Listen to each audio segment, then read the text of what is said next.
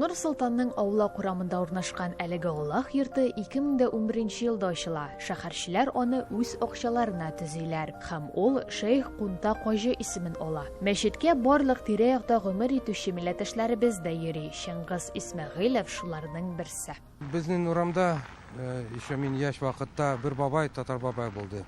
Ул Молакыбы кирәде инде. Ул менә беренче китап бирде.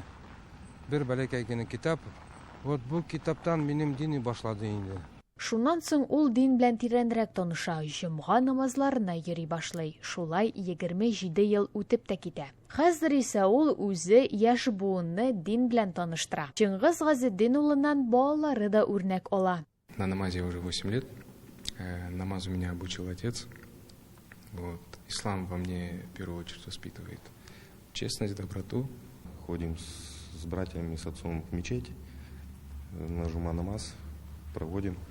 Ну, ислам мне в первую очередь дает уверенность правильно жить по законам и уверенность в завтрашнем дне.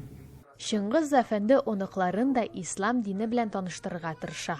Балалар, без бүген сезнең белән менә безнең пәйгамбәребез Юсуф тарихын китапларын укыйбыз инде. Никахлар, исем кушу йоласы, азан әйтү, соңгы юлга озату, Коръән Ясин ашлары, гомумән барлык безнең милли йолаларны үткәрергә Шыңгыз Газетдин улын чакыралар. Шулай ук ул менә инде 3нче ел студентта, Молла Россия Ислам институтында теология факультетында читтән торып белем ала.